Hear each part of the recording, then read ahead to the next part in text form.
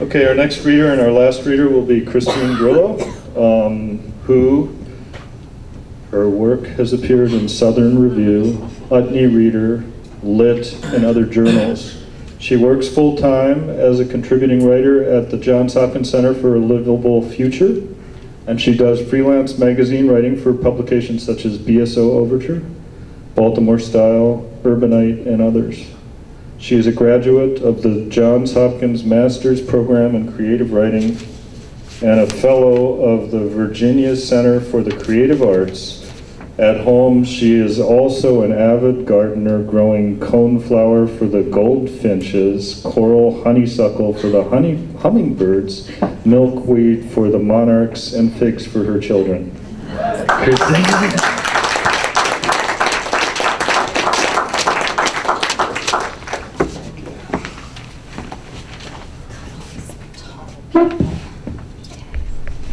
All right, is this the right height about?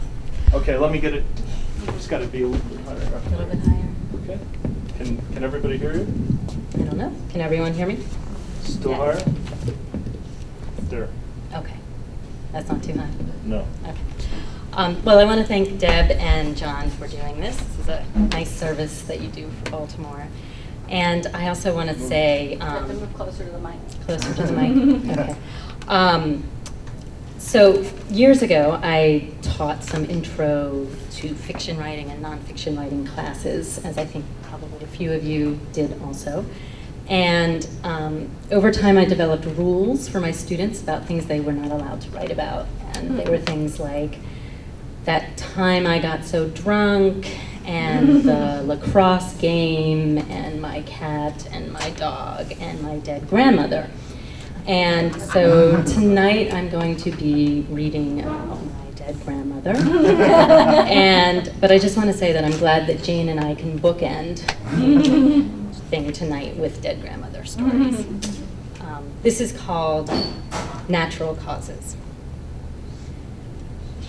On September 11th, 2001, my mother became an orphan. On that day, when nearly 3,000 people died in the Twin Towers, my grandmother passed away across the river in Queens at age 83 of natural causes. For the nation, 9/11 kicked off a new era, and 10 years into it, I'd say it's a very sad one. But for me, personally, that day and my grandmother's death offered up hope of liberation. At last, after 31 years, I'd say goodbye to the ugly world of contempt that she, a frustrated old lady born in 1917, was all too happy to expose me to. Death is change, right? And sometimes change brings progress. The old die, and their old ways die with them. I thought that with her passing, we'd make one small step away from racism. My grandmother, Dottie McCarthy, disliked black people, and Asian people, and Jews, and poor people, and rich people. And she especially disliked people who were loud, or dirty, or cooked with herbs, or divorced. In the late 1960s, she cautioned my mother against marrying my father, whom she called a spick. My father's not Puerto Rican, and he doesn't speak Spanish. But my grandmother used the word spick in the broad sense. To her, it was a code that meant roughly a person with body hair and a penchant for garlic. When I got engaged, she complained that my fiance's name, Metsopoulos, was so ethnic and such a mouthful. Then, when I told her I planned to keep my name, she complained about that too. "Oh, Prissy, how could you keep your own name?" she asked. Her sister, Catherine, married a Jew, and my whole life, my grandmother lamented to me, while we tucked her silver tea set into its plastic cozy, that my poor cousin Debbie had such Jewy hair. For the 31 years that I knew her, she lived in Glendale, Queens, a village rife with German delis, elevated subways, and cemeteries. Glendale is actually nestled in the heart of Queens's cemetery belt, a phenomenon that prompts many to wax on how, in Queens, the best land is saved for the dead. It's an all-in-the-family kind of neighborhood, with little houses and streets whose navigation used to defy cab drivers back in the days before GPS.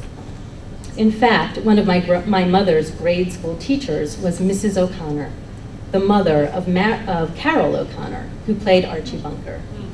For years, my grandmother and I went in search of meals, just the two of us, walking past pizzerias and Chinese restaurants and diners as I longed for the food they offered. But my grandmother took me to musty places where buckheads hung on the walls and waitresses in dirndls served veal chops. It was in these restaurants that I got hearty tastes of my grandmother's bigotry.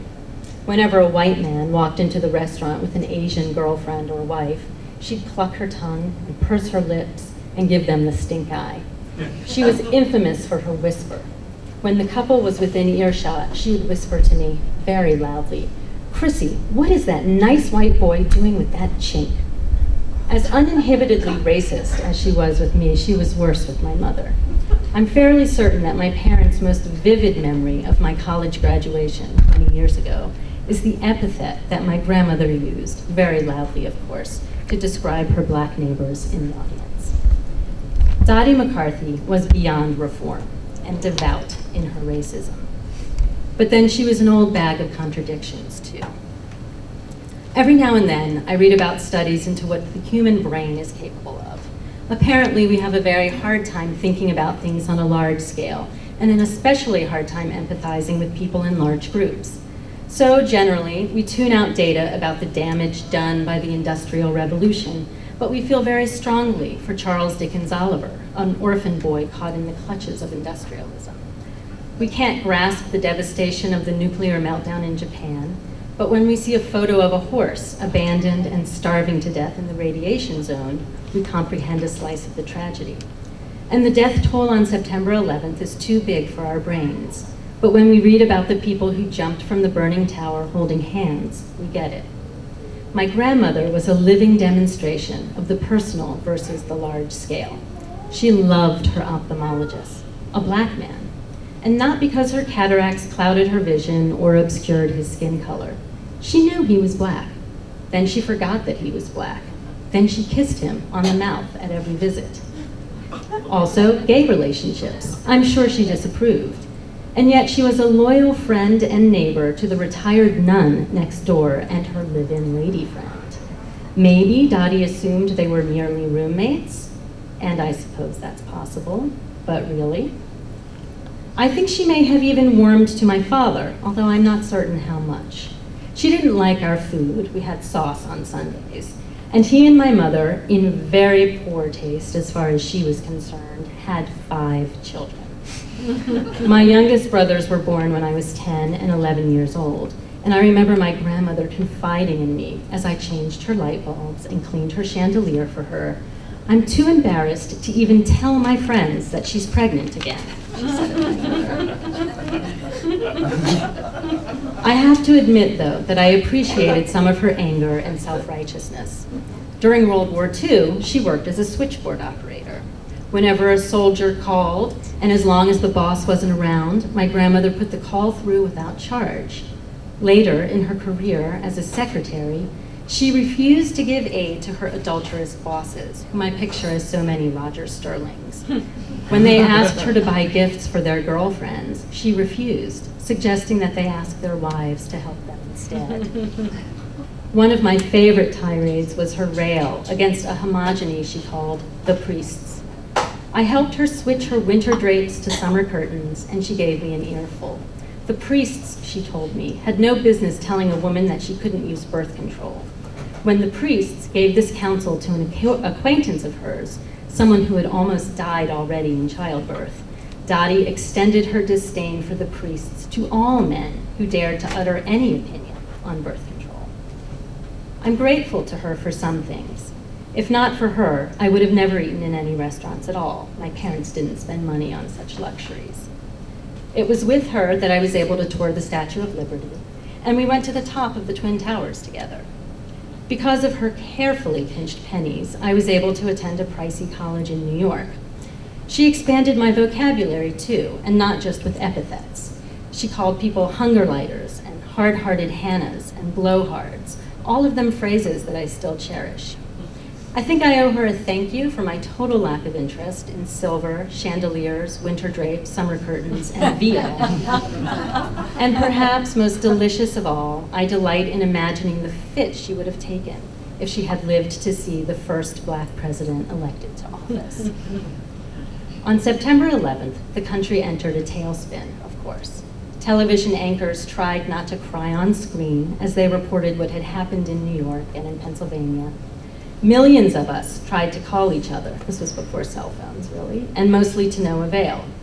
Because the telephone grid for the eastern seaboard was overtaxed, when we tried to reach friends or family anywhere near New York, all we got was busy signals. Nobody was able to get in touch with my grandmother on September 11th. Now my grandmother's sister Catherine, the one who married a Jew, reached me the next day. She had been trying since the day before to call my mother and my uncle with bad news, but she couldn't get through. It was in desperation, I think, that she called me in Baltimore. When I picked up the phone, she sounded surprised. Then she sounded sad. She led with an apology. "Oh, Chrissy, it's you," she said. "I'm sorry, but thank God I got you. I didn't know who else to try." She referred to the world gone mad, but didn't mention the towers specifically. Instead, she cut to the chase, telling me that my grandmother had died, and then she recapped what she'd learned from Pat, the retired nun next door. By the evening of the 11th, Pat had noticed that she hadn't seen my grandmother all day, and that was odd. On a day like that, everyone was flushed from their homes looking for neighbors or anyone to connect with. So she let herself into my grandmother's house. Among the elderly, there is a network of keys and phone lists, and she discovered Dottie's corpse in bed. From what we've pieced together post facto, the heart attack happened early on the morning of the 11th, or maybe late the night of the 10th. Pat, the poor woman, had no idea what to do next. Neither did my Aunt Catherine, neither did I. So what did I do? I called my mother at home, and when nobody answered, I tracked her down at work, and I asked the woman at the nurse's station to page her. For a fleeting moment, I wondered if maybe I should have waited until her shift was over and just reached her at home. I hadn't thought this through.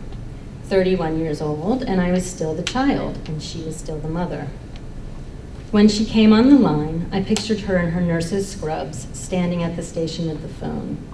I didn't ease into the conversation, and I didn't even think to suggest that she sit down. Instead, I blurted out the news, and then I think I heard her cry. Death changes things, but maybe there's something that remains the same, too, something eternal. The callowness of children in the presence of their parents. What happened after I told her? I can't remember how the phone call ended, but my mother and her brother set to work hammering out the details of what to do next. There would have to be a medical examiner, and a death certificate, and a morgue, and an undertaker, and a funeral. Under normal circumstances, these are tricky logistics to arrange from a distance. But on September 12th, 2001, in Queens, New York, it was nearly Herculean. From the borough of Queens alone, 244 people died in the towers, 22 of them first responders. Maspeth, the village next to Glendale, also within the cemetery belt, is the home of Firehouse Squad 288 Hazmat 1, which has the unhappy distinction of being the fire station that lost the most men, 19 in all, on September 11th. The priests in Queens were frantic. The morgues were overtaxed, almost beyond capacity. The undertakers were strained and, I have to believe, saddened by the windfall of business. My grandmother was an old lady who died of a heart attack on the same day that 3,000 died much more tragically. What would normally take a couple of days to arrange, a funeral and a burial, took a week. Regrettably, I missed that funeral, too nervous to take a train from Baltimore to New York with my 1-year-old son. That was stupid, another callow act by an alleged grown-up. Over many weeks, the nation simmered, reaching a boil, with troops going to war, with anthrax and threats of bioterrorism, and we were all completely, totally unprepared, as we still are. But then again, for a little while, there were some nice moments. There was an article just last year in the Queens Courier that quotes a construction worker remembering. That special time in our country's history was so amazing, where there was no liberals, there was no conservatives, there was no Democrat, no Republican, everybody was American, he said. But of course, things change. It didn't take long for that special time to become something else. My grandmother died and took with her her own brand of small-minded racism, fear, and hostility. But what I thought I had shed with my grandmother's death, we adopted nationally. We couldn't see it at the time, but we had entered a new era of contempt. 10 years later, we burned Korans. Advertisers pulled the plug on the mild-mannered reality show All American Muslim. Our military slays innocent men, women, and children in Afghanistan and Pakistan and Iraq with any number of weapon systems. And we accuse our president of being Muslim, as if it's an actual crime. Death brings change. I suppose that fact is eternal. Also eternal. Death has poor timing. Orphans grieve for their parents. Grown children forget to act like grown-ups. And sometimes what you get is no better than what you get rid of. 10 years ago, I used to read Goodnight Moon to my son, and the existentialism of the ending always stopped me cold. It reminds me still of my grandmother. Good night, nobody, good night, mush, and good night to the old lady, whispering, hush, good night, stars, good night, air, good night, noises everywhere.